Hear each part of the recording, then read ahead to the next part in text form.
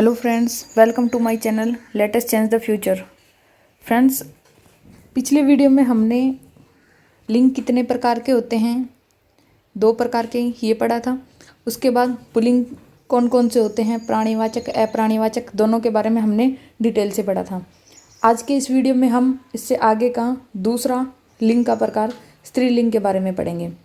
स्त्रीलिंग में जैसे इसकी ये खास बात है कि इसमें अपवाद नहीं होते। जैसे पुल्लिंग में कितने अपवाद हैं, लेकिन इसमें अपवाद आपको देखने को नहीं मिलेंगे। ठीक है, तो अपन सबसे पहले पढ़ते हैं स्त्रीलिंग के जितने भी प्रकार जो नाम है उनके बारे में पढ़ लेते हैं। पहला है तिथियों के नाम।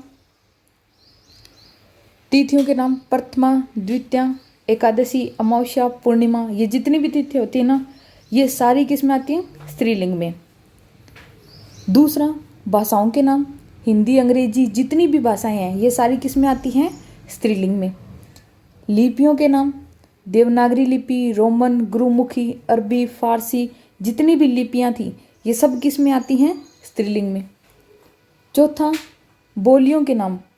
बोली कौन कौन सी, बजर बोली होती है, भोजपुरी, हरियाणवी, राजस्थानी, अवधी, ये जितनी भी बोलियां होती हैं ये सारी किस में आती हैं, स्त्रीलिंग में।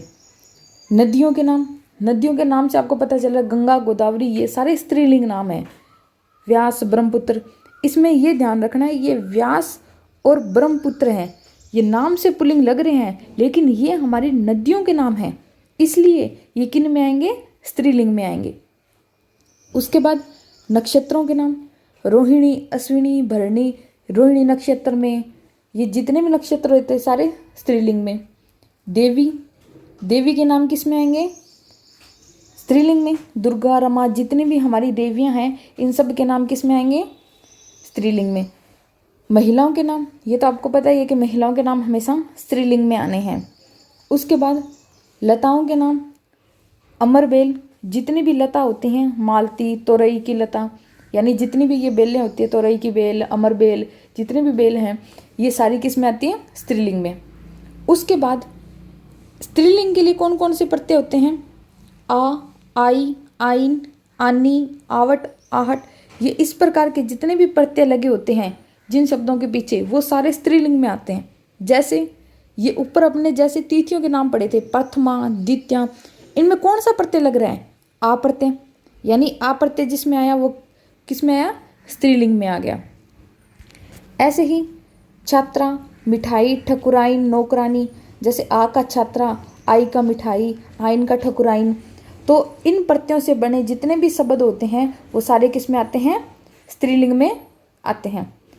उसके बाद स्त्रीलिंग के बाद अब हम ये पढ़ेंगे कि कुछ शब्दों को पुल्लिंग को स्त्रीलिंग में चेंज अपन कर सकते हैं। जैसे छात्र हैं, छात्र के हमने आ प्रत्यय लगा दिया तो क्या बन गया, छात्रा। ठाकुर होता है, आइन प्रत्यय लगा दिया, क्या बन गया, ठकुराइन।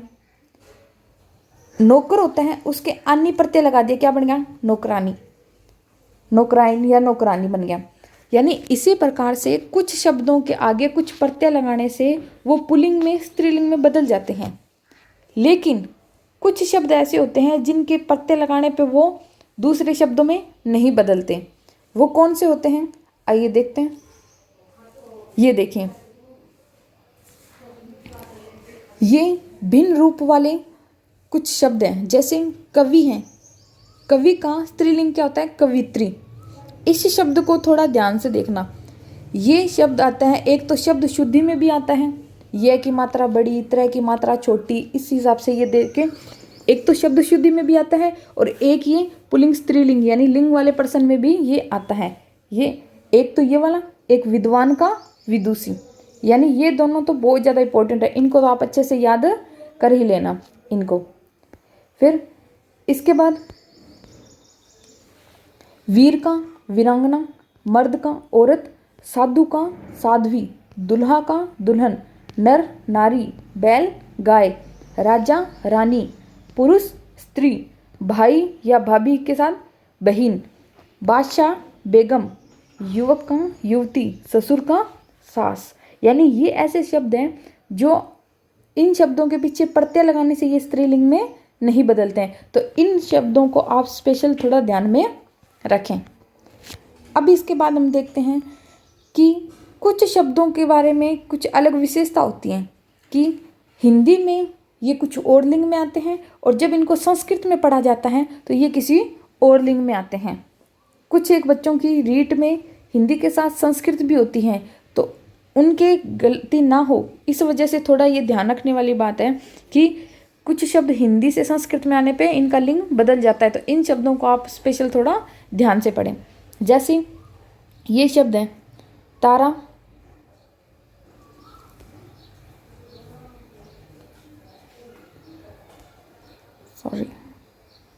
जैसे ये शब्द है तारा, देवता, व्यक्ति। ये तीन ऐसे शब्द हैं तारा, देवता, व्यक्ति जो संस्कृत में तो आते हैं स्त्रीलिंग में और हिंदी में किस में आते हैं? पुल्लिंग में।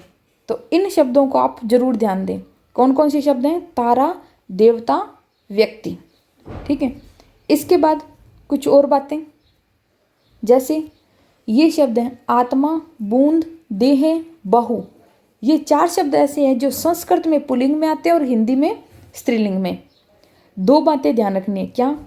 तारा, देवता, व्यक्ति से संस्कृत में स्त्रीलिंग है, तो मतलब हिंदी में क्या बन गए? पुल्लिंग। इसके अलावा ये चार शब्द आत्मा, बूंद, देह, बहु, ये चार शब्द ऐसे हैं जो संस्कृत में पुल्लिंग और हिंदी में स्त्रीलिंग है। इसके बाद संस्कृत में इमा प्रत्यांत शब्द, जैसे इमा प्रत्यय लगा होना, जैसे महिमा, गरिमा, ये सारे संस्कृत में पुल्लिंग होते हैं, लेकिन हिंदी में अपन ने पढ़ा था कि ये जो महिलाओं के नाम होते हैं ये सारे किस में आते हैं? स्त्रीलिंग में आते हैं, लेकिन संस्कृत में ये किस में आएंगे? पुल्लिंग में। उसके बाद ए प्रत्यय जिसमें लगा होता ना, जय, विजय, पराजय, ये सारे संस्कृत में पुल्लिंग होते हैं, लेकिन हिंदी में क्या होते हैं? स्त्रीलिंग होते हैं। हमने अभी पढ़ा था कि स्त्रीलिंग में जिन शब्दों में ए प्रत्यय लगा हो वो क्या आएंगे? स्त्रीलिंग में आएंगे। उसके बाद कर्त और तदित प्रत्ययों से बने विशेषण या कर्तवाच्य शब्द स्त्रीलिंग या पुल्लिंग के साथ यथावत ही प्रयुक्त होते हैं। जैसे देदीप्यमान यानी प्रकाश या ज्योति, परिचित पुरुष या महिला, कोई धार्मिक संगठन या संस्था हो, धर्मज्ञ पुरुष या न्यारी हो, ये स्त्रीलिंग या पुल्लिंग में एक जैसे ही रहते हैं, इनमें कोई फर्क नहीं पड़ता। सबसे इम्पोर्टेंट बात यह है कि सर्वनाम हैं उनमें लिंग के आधार पर कोई परिवर्तन नहीं होता। क्यों? क्योंकि ये जो लिंग होते हैं ये विकारी शब्द होते हैं। क्या होते हैं ये? लिंग क्या होते हैं? विकारी शब्द। विकारी शब्द वे होते हैं जिन पे लिंग वचन कारक का कोई प्रभाव नहीं पड़ता, जिनमें एक सर्वनाम भी आता है। जैसे वह, ये क्या एक सर्वनाम है। अब लड़की कहीं दूर खड़ी होगी तब भी यूँ कहेंगे वह जा रही है, लड़का होगा तो वह जा रहा होगा, वह में कोई अंतर नहीं आता। यानी कि सर्वनाम के जितने भी शब्द हैं उनमें लिंग के आधार पर कोई फर्क नहीं पड़ता। उसके बाद कुछ ऐसे पद भी होते हैं, ओहदा होता है, जिनमें लिंग के आधार पर परिवर्तन नहीं होता। जैसे राष्ट्रपति हैं, अगर राष्ट्रपति कोई पुरुष हो या महिला हो उसके लिए शब्द राष्ट्रपति ही प्रयुक्त होगा। राष्ट्रपत्नी या राष्ट्रपति श्री या ऐसे कुछ शब्द प्रयोग में नहीं आएंगे। ऐसे ही प्रधानमंत्री, मंत्री, डॉक्टर, मैनेजर, प्रिंसिपल, ये इन शब्दों को आप ध्यान रखें। ये शब्द या पद या ओहदे ऐसे होते हैं जिनमें लिंग के आधार पर परिवर्तन नहीं होता।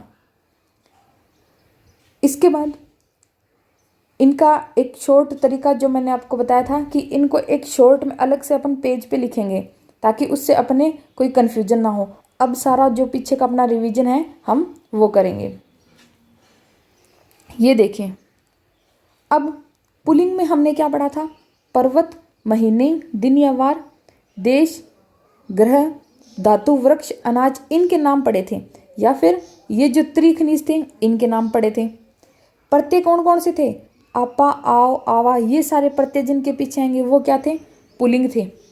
लेकिन तारा, देवता, व्यक्ति ये थे, हिंदी में तो पुल्लिंग ही थे और संस्कृत में क्या थे? स्त्रीलिंग। ये इनके बारे में पढ़ा था। और अपवाद को मैंने सारा अलग से लिख दिया है। अपवादों को मैंने क्या अलग से लिख दिया है ताकि आपको अलग अलग ढूंढना ना पड़े। श्रीलंका देशों में नाम में था, ग्रहों के नाम में पृथ्वी और धातुओं के नाम में चांदी। ऐसे ही वृक्ष, अनाज या पेय पदार्थ जितने भी थे, इनमें जो जो अपवाद थे ये सारे मैंने यहाँ एक साथ लिख दिए हैं, ताकि आपको जब भी रिवीजन करना हो तो आप इस एक पेज को देखकर आप पूरा का पूरा ये वीडियो ये रिवीजन कर सकते हैं या इनको समझ सकते हैं। उसके बाद स्त्रीलिंग, स्त्रीलिंग में तिथि, भाषा, लिपि ये सारे थे, और प्रत्यय क्या थे, आ, आइन, ये सारे प्रत्यय थे। लेकिन आत्मा, बूंद, देह, बहु ये हिंदी में तो आते थे स्त्रीलिंग में, और संस्कृत में ये किस में आते थे, पुल्लिंग में। और कुछ ऐसे थे जिनमें लिंग परिवर्तन नहीं होता, जैसे सर्वनाम का नहीं होता और इन नामों का भी नहीं होता था। ठीक है, तो यानी इस एक शॉर्ट पेज से आप सारा का सारा पूरा रिवीजन आपका हो सकता है। इससे आपको कोई कन्फ्यूजन भी नहीं होगा। आप पुल्लिंग और स्त्रीलिंग को कंपेयर करके भी पढ़ सकते हो कि ये पुल्लिंग में आ रही थी और ये स्त्रीलिंग में आ रही थी। सो फ्रेंड्स, आई होप आपको ये वीडियो समझ में आया होगा। अगर आपको इसमें कोई भी दिक्कत होती है या कोई चीज़ समझ नहीं आती है तो आप कमेंट में मेरे से पूछ सकते हैं। और अगर आपको ये वीडियो समझ आया, आपको अच्छा लगा मेरा पढ़ाया हुआ, और आप चाहते हैं मैं आगे और भी ऐसे वीडियो बनाऊं, तो प्लीज़ इस वीडियो को ज़्यादा से ज़्यादा लाइक करें, ताकि मेरे को ये ध्यान रहे कि आपने इस वीडियो को पसंद किया है, मैं और बनाऊँ इनको। और लाइक, शेयर और सब्सक्राइब ज़रूर करें। Thank you.